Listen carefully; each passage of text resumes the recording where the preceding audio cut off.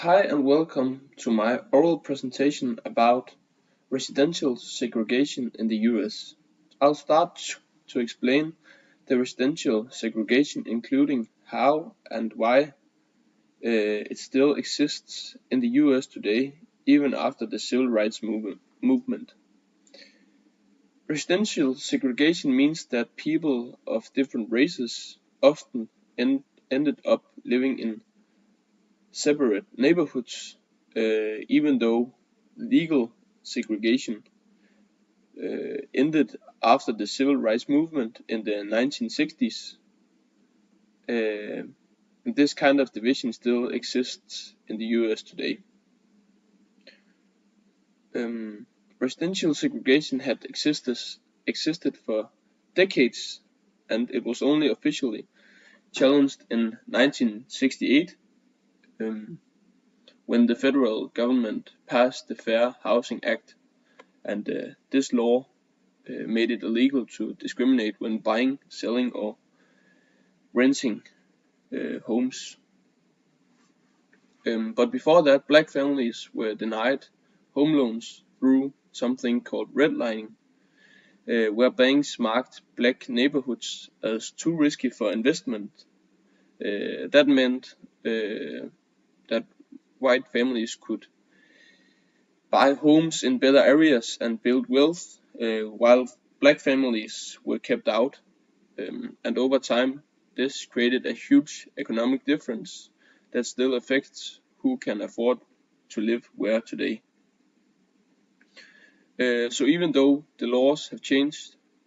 the effects of past discrimination are still visible, and where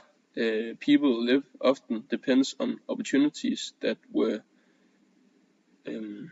denied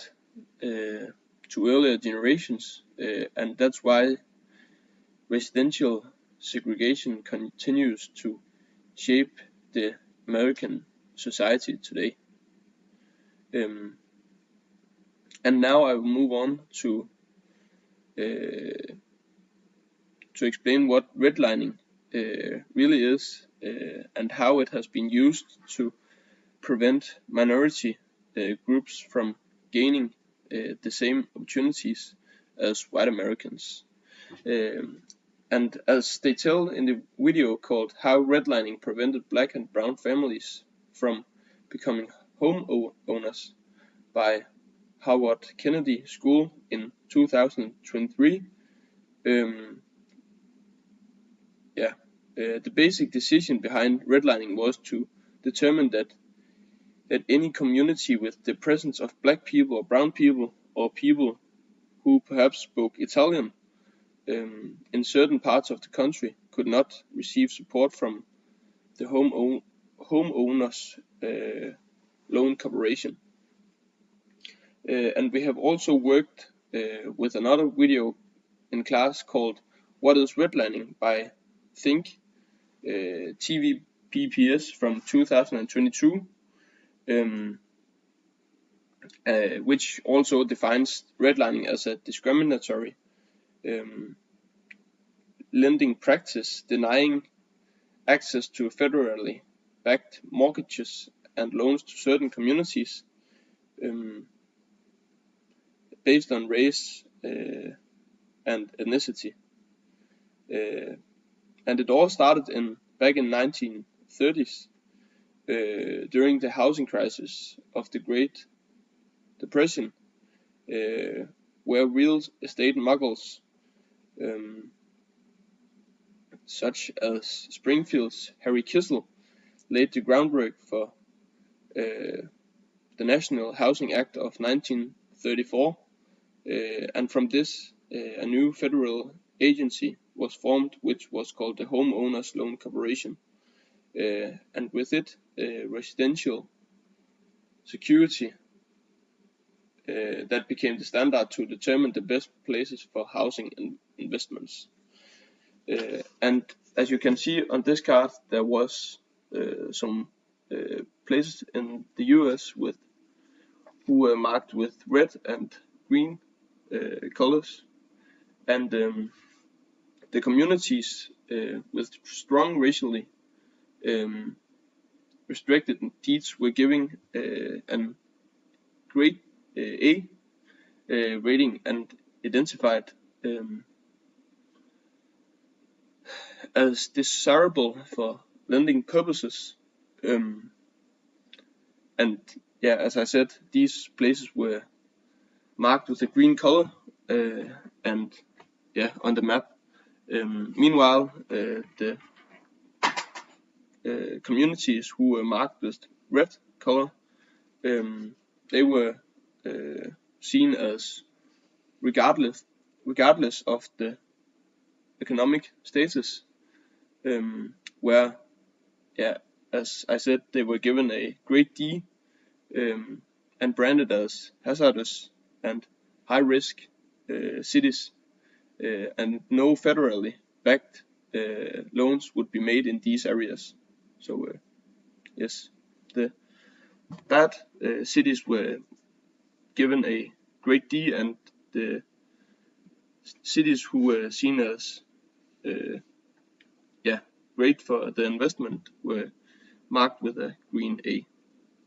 Yes. Yes, and redlining has been used to prevent minority groups, especially Black and Brown Americans, from gaining the same opportunities as white Americans. And as explained in the videos about redlining we have worked with in class, redlining was a practice where banks and the government refused to give home loans to people living in certain neighborhoods, marked, as I said, in red on the official maps, and these areas were considered as too risky because many of them were Black, and this meant that it was extremely difficult to minorities families to buy these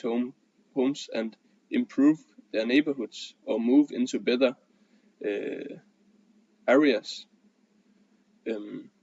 while white families were able to get government-backed loans and build wealth through home ownership. And over time, this created, as I said earlier, a huge economic and social inequalities.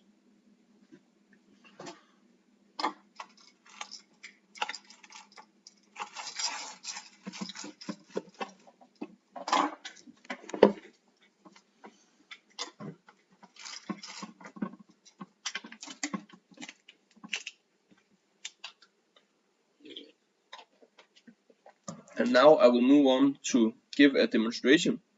of my understanding of the topic and how it connects to the materials we have studied in class, and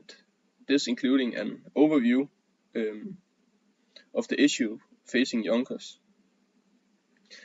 In class we have worked with the film Not on My Street from 1988, which shows the conflict in the city of Yonkers, north of New York, where a federal court ordered the city to build new public housing for poor Black families in white family class neighborhoods. And for many years, all public housing had been placed in one small area, which created racial segregation. And this movie also focuses on how angry and divided the city became to be when the government tried to fix this problem, and many white resistance protested and said they didn't want Black families living on their street, and we saw public meetings full of shouting, fear, and also racism, and politicians who were too scared to lose their votes. And this connects also to what we have studied in class about residential segregation and how it still affects American society today. Even though the civil rights movement ended legal segregation, the movie Not on My Street shows that people's attitudes and fears didn't change overnight, and it's also a clear example of how racism can exist in our everyday life, not just in laws. And the main issue facing Yonkers was whether the city would follow the court's order and accept integration or keep living divided by race and class. And in the end, the film shows that real equality requires more than new houses, but it requires that people's minds changes and at some point.